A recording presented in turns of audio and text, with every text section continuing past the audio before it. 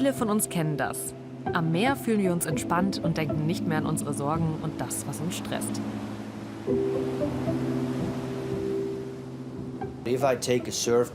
Wenn ich mein Surfbrett nehme und draußen im Meer auf Wellen warte, dann habe ich das Gefühl, für einen winzigen Moment steht die Zeit still. Alle meine Probleme sind an Land. Meine Probleme existieren nicht, wenn ich im Meer bin. Das Meer tut uns offenbar gut.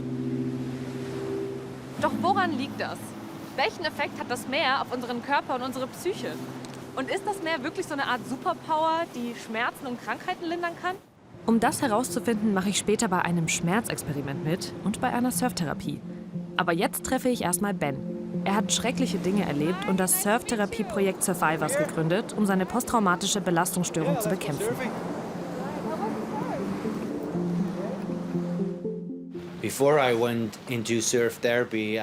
Bevor ich mit Surftherapie angefangen habe, war ich Polizist. In meinem Beruf habe ich viele schreckliche Dinge erlebt. Und nach 10 Jahren wurde bei mir eine posttraumatische Belastungsstörung diagnostiziert. Das fühlt sich so an, wie ein Auto ohne Bremse zu fahren. Ich kann meine Gefühle nicht kontrollieren. Wenn ich gestresst bin, brauche ich unbedingt eine Pause. Und wann immer ich eine Pause brauche, gehe ich ins Meer. Hat das Meer tatsächlich einen Einfluss auf unser Wohlbefinden? Diese Frage hat sich eine Gruppe von Forschenden gestellt. 2023 haben sie die Aussagen von mehr als 10.000 Menschen aus 14 Ländern zu ihrem Wohlbefinden analysiert. Eines vorweg, in der Nähe der Küste zu leben, ist kein Allheilmittel. Aber in fast allen Ländern berichten Menschen, die nahe der Küste leben und oft das Meer besuchen, von einem höheren Wohlbefinden. Wie geht's euch? Liebt ihr das Meer oder habt ihr vielleicht nicht so schöne Erfahrungen gemacht? Erzählt uns gerne von euren Erfahrungen in den Kommentaren und abonniert den Kanal. Wenn ich am Meer bin, könnte ich stundenlang dem Rauschen der Wellen zuhören. Meeresgeräusche haben eine beruhigende Wirkung auf Körper und Geist. Dem Rhythmus der Wellen zu lauschen, kann uns helfen, langsamer zu atmen und zu entspannen.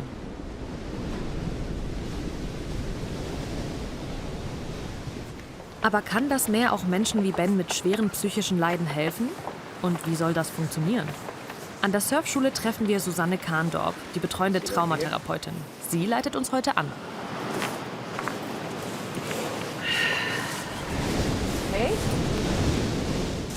Lasst uns mit einer Atemübung beginnen. Richtig zu atmen ist sehr wichtig. Es beruhigt euer Nervensystem. Und das hilft euch auch beim Surfen, wenn es im Wasser mal aufregend wird. Stay relaxed in the water while things happening that can be exciting. Wenn ihr möchtet, schließt jetzt eure Augen. Achtet nur auf euren Atem.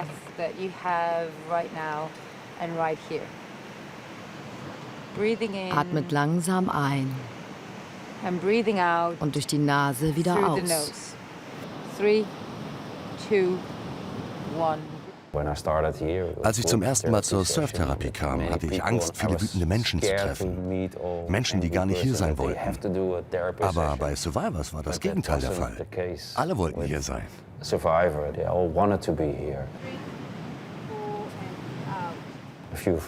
Einige sind zu ganz besonderen Menschen in meinem Leben geworden. Sie haben mich verändert. Und sie sind immer für mich da, wenn es mir gut geht, aber auch, wenn es mir schlecht geht. Dann fragen sie, wie sie mir helfen können. Das ist wirklich was Besonderes.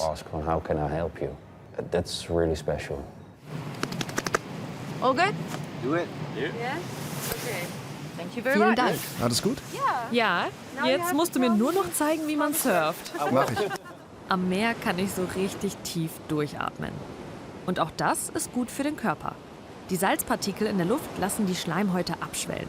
Und das sogenannte Reizklima am Meer stärkt das Immunsystem. Und jetzt zeigt mir Ben, wie man surft. Wenn du draußen im Meer bist, dann paddeln, paddeln, paddeln, paddeln. Leg deine Hände hier hin und dann 1, 2, 3. Und jetzt du. Da kommt die Welle. Paddel. Okay. Now place your hands here. Jetzt leg deine Hände hier hin. 1, 2. Ben wirkt total souverän und entspannt auf mich. Er hat mir aber auch erzählt, dass das nicht immer so war. Ich fühlte mich damals total krank und völlig erschöpft. Ich war sehr aggressiv und zugleich sehr emotional. Wenn meine beiden kleinen Kinder spielten und dabei laut wurden, schrie ich sie an. Dabei wollte ich das gar nicht. Ich fragte mich, was stimmt nicht mit mir? Hast du dir damals Hilfe geholt? Ich war bei 9 oder 10 Psychologen und versuchte alle möglichen Therapien. Und irgendwann sagte man mir, dass man mir nicht mehr helfen könne. Das war eine schreckliche Situation. Ich musste meiner Frau sagen, dass es für mich keine Hilfe mehr gab, dass ich mich nicht mehr ändern würde. Und meine größte Angst war, dass sie mit den Kindern auszieht, damit sie in Sicherheit sind. Und als man mir sagte, es gebe für mich keine Hoffnung mehr, wusste ich, ich muss etwas finden, das mir hilft. In dieser hoffnungslosen Situation lud ein Freund Ben zum Surfen ein. Etwas, das er seit seiner Jugend nicht mehr gemacht hatte. Ich nahm meine Tochter mit und wir surften den ganzen Tag. Zum ersten Mal seit langem hatte ich wieder ein Lächeln im Gesicht. In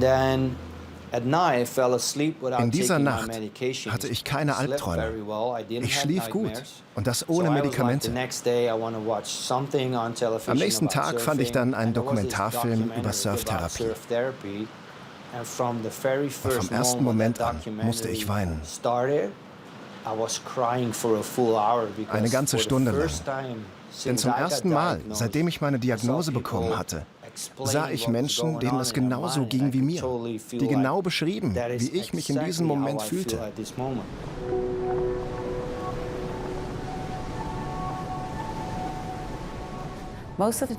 Wenn die Teilnehmer der Surftherapie zum Strand kommen, dann fühlt es sich für viele so an, als ließen sie die Welt hinter sich. Als gäbe es nur noch sie und die Weite des Meeres. Ich liebe das Meer. Aber ich bin gerade auch ein wenig aufgeregt, zum ersten Mal so richtig zu surfen. Zum Glück helfen mir Ben und Susanne. Leg dich aufs Board.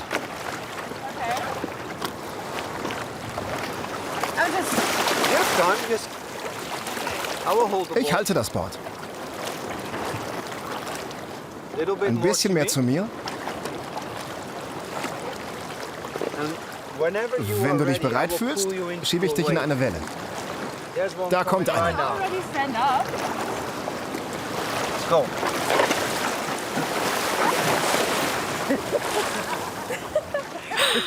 Das war schnell. Das Meer ist wunderschön und verspielt. Und zugleich kann es sehr herausfordernd sein und einem Angst machen. Das Meer fordert viele Menschen heraus, sich damit auseinanderzusetzen, wie sie mit Stress oder Angst umgehen. Es klingt vielleicht etwas seltsam, aber eigentlich habe ich Angst vor dem Wasser. Aber letztlich habe ich immer die Wahl. Entweder ich gehe nicht ins Wasser oder ich gehe ins Wasser und überwinde meine Ängste. Ein bisschen surfen und schon geht's einem besser. Ganz so einfach ist es leider nicht. Denn schließlich ist das Meer nicht nur ein Wohlfühlort, sondern auch ein Ort, der uns gefährlich werden könnte. Trotzdem zieht es viele Menschen an und ins Meer. Denn Wasser ist ein Element, in das wir völlig eintauchen und in dem wir quasi schwerelos dahintreiben können. Durch den Druck des Wassers auf Haut und Gewebe wird mehr Blut durch den Körper gepumpt. Herz und Kreislauf werden trainiert. Sportliche Aktivitäten im Wasser können außerdem Glückshormone freisetzen. Welche Wirkung das Meer auf unser Wohlbefinden hat, erforscht seit vielen Jahren der Umweltpsychologe Dr. Matthew White. Ist es wissenschaftlich bewiesen, dass wir uns am Meer besser fühlen? Die Idee, dass uns das Meer gut tut, wird offenbar auch durch Studien bestätigt. Wir gehen davon aus, dass es dabei 3 Mechanismen gibt. Der erste Mechanismus ist, dass Menschen am Meer körperlich aktiver sind. Der zweite Mechanismus besteht darin, dass Menschen sich am Meer häufig mit anderen Menschen verabreden. Und wir wissen aus vielen Studien, dass soziale Kontakte gut für unsere psychische und körperliche Gesundheit sind. Und der dritte Mechanismus ist ein psychologischer. Wir gehen davon aus, dass das Meer selbst eine wichtige Rolle spielt, wenn es darum geht, Stress zu reduzieren und sich zu entspannen. Was passiert in unserem Gehirn, wenn wir am Meer sind? Menschen gehen ans Meer, weil sie dort Stress abbauen und entspannen können. In der Forschung nennt man das Attention Restoration Theory. Unsere Aufmerksamkeitsfähigkeit wird wiederhergestellt. Denn an einem anstrengenden Tag, an dem du tausende Dinge zu tun hast, lässt sie nach. Und am Meer hast du solche Sorgen nicht. Du kannst dich mit anderen Dingen beschäftigen. Ein wichtiger Mechanismus, der für diese Erholung sorgt, ist die sogenannte Soft Fascination. Stell dir vor, du läufst zum Strand, schaust auf die Wellen, siehst, wie die Wolken am Himmel vorbeiziehen. Deine Aufmerksamkeit wird von den sanften Bewegungen der Wolken und Wellen angezogen und du hörst das Rauschen des Meeres. Und von diesen Sinneseindrücken bist du fasziniert. Soft Fascination bedeutet, dass unsere Aufmerksamkeit auf sanfte Weise von etwas angezogen wird. Es ist nicht anstrengend oder furchteinflößend. Ist das nur eine Theorie oder bewiesen? Im Moment ist es in erster Linie eine Theorie. Aber hier an der Uni Wien erforschen wir, was bei diesem Mechanismus im Gehirn passiert. Vor ein paar Jahren haben wir eine Studie mit Zahnarztpatienten gemacht. Wir zeigten ihnen während der Behandlung eine virtuelle Meeresküste. Was war das Ergebnis? Wir wollten herausfinden, ob sie weniger Schmerz empfinden, sodass man auch weniger Schmerzmittel einsetzen muss. Und hatten sie weniger Schmerzen? Hast du Lust, das selbst herauszufinden? Ja, will ich. Natürlich bekomme ich gleich keine Zähne gezogen, aber wehtun wird es trotzdem. Wird mir das Meer helfen, den Schmerz besser auszuhalten? Und kann das Meer auch schwere psychische Leiden wie die von Ben und Wouter lindern, zum Beispiel durch Surftherapie? Wenn du im Wasser bist und surfst, musst du dich ganz auf den Moment konzentrieren. Das ist vor allem für Menschen mit PTBS hilfreich. Denn gedanklich sind sie immer in der Vergangenheit oder in der Zukunft und nicht im Hier und Jetzt. Aber wenn du eine Welle erwischen willst, musst du im Hier und Jetzt sein. Surfen zwingt dich zu Achtsamkeit. Das hat eine positive Wirkung, genau wie das Meer an sich einen therapeutischen Effekt hat.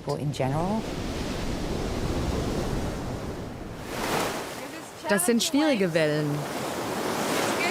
Fang auf dem Bauch an. Versuch nicht aufzustehen. Bleib auf dem Bauch liegen. Fühle die Wellen. Okay, leg dich aufs Board. Ben hilft dir. Gut gemacht. Versuche nicht aufzustehen. Folge einfach den Wellen.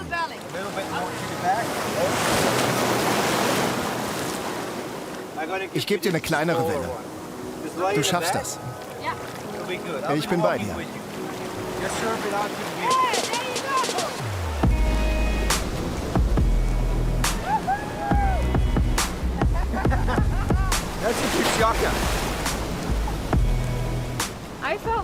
Ich fand das richtig anstrengend. Ist das normal?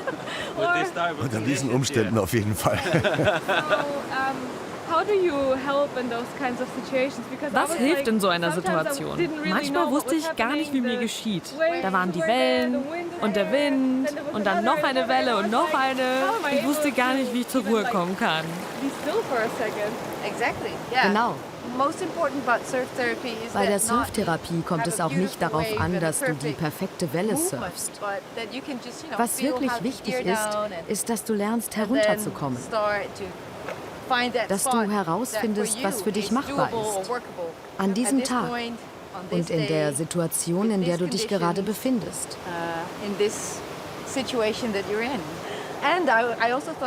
Und ich fand es mutig, dass du irgendwann entschieden hast, einfach nur das zu machen, was für dich gerade möglich ist. Und dann hast du die Welle erwischt und das Shaka gemacht.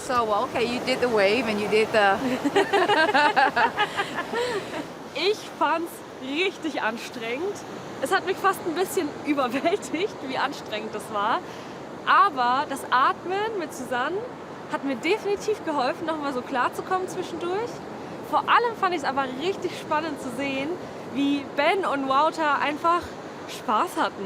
Und mir auch gesagt haben, es ist vollkommen egal, was du machst, Hauptsache du hast auch Spaß. Und das war irgendwie richtig schön. Ich muss sagen, es tut wirklich gut, an nichts anderes zu denken als an die nächste Welle. Aber kann Surftherapie bei psychischen Problemen auch langfristig helfen? In einer Studie aus den USA haben Forschende 2023 untersucht, ob unter anderem Surftherapie bei Menschen mit schwerer Depression helfen kann.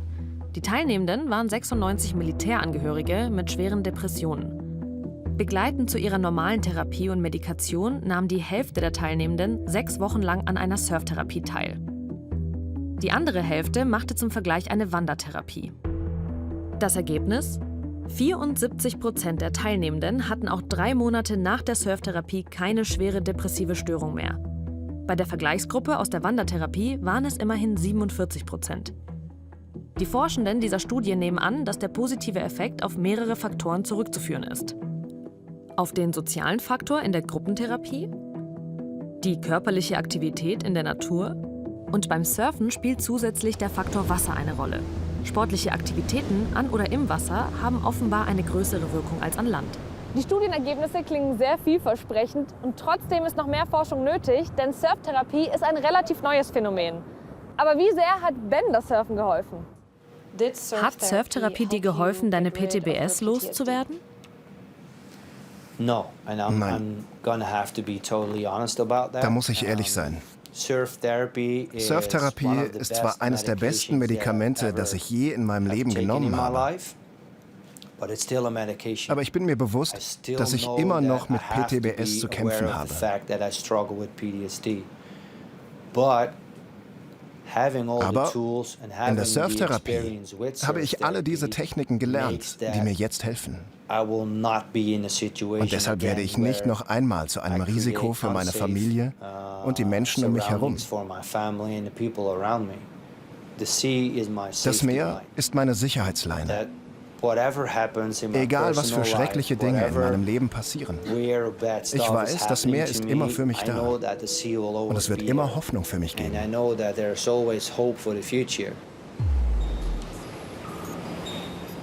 Für Ben ist das Meer also eine Art Medizin. Es ist sein Wohlfühlort. Hier hat er Menschen gefunden, die seine Probleme verstehen und die für ihn da sind. Psychische Probleme und Stress kann das Meer also lindern.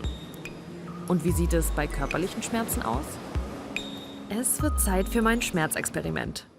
Und das macht jetzt Max Steininger, Doktorand an der Uni Wien, mit mir. Hi, nice to meet you. Schauen wir mal, ob mir das Meer helfen kann, Schmerzen besser zu ertragen. Bist du bereit? Ja, ich denke schon. Bitte setz dich. Okay, thanks. Zuerst halte ich meine Hand einfach so ins eiskalte Wasser. Okay, now it's getting really painful. Danach mache ich das gleiche nochmal, aber schaue mir dabei ein Video vom Meer an und höre das Meeresrauschen. Die Hand soll ich rausziehen, wenn die Kälte zu schmerzhaft wird. Think it hurts now? Okay. Max stoppt die Zeit. Okay, how do you feel? Ich bin neugierig. Hat das Meer einen Unterschied gemacht? Es tut weh. Ich habe das Gefühl, ich spüre meine Hand nicht mehr, aber gleichzeitig hat es sich so angefühlt, als wäre ich da drin, in diesem eiskalten Wasser. Du hast die Hand tatsächlich viel länger im Wasser gelassen. Wirklich? Beim ersten Mal waren es 42 Sekunden und beim zweiten Mal 1 Minute und 4 Sekunden. Das sind etwa 50% mehr. Wow.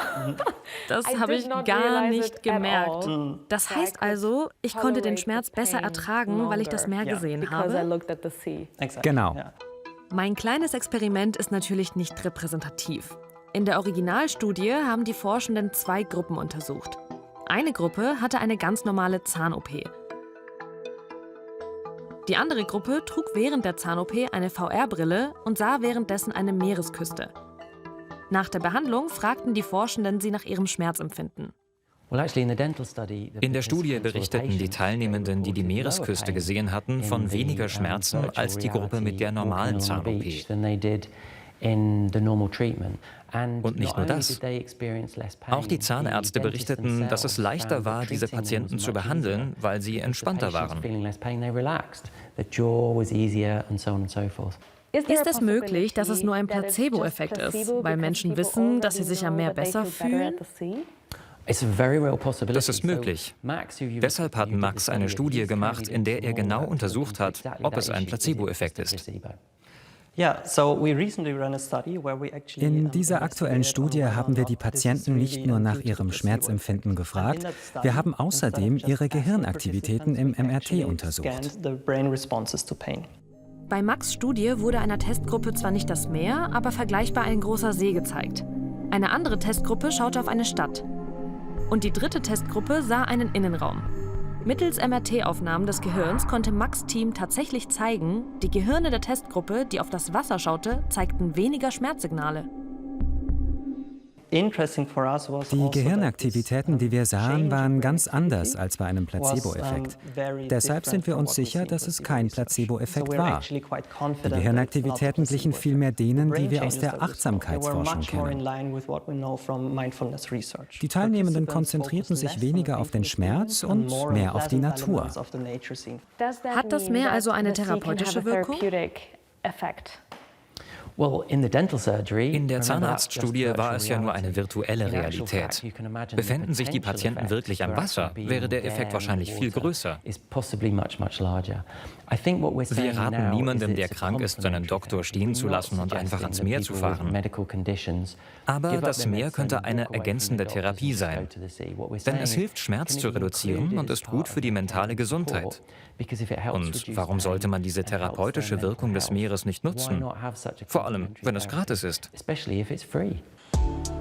Ich habe nicht damit gerechnet. Aber tatsächlich kann das Meer helfen, körperlichen und psychischen Schmerz zu lindern. Und wenn ihr euch jetzt denkt, Mist, ich wohne gar nicht am Meer, auch ein Fluss, See oder Wald kann einen positiven Effekt auf die Psyche haben. Ja, sogar ein Video mit ganz viel mehr. Deswegen hoffe ich, dass euch dieses Video mit ganz viel mehr gefallen hat. Wenn das so war, dann lasst gerne einen Daumen nach oben da, abonniert den Kanal und checkt gerne unsere anderen Videos aus.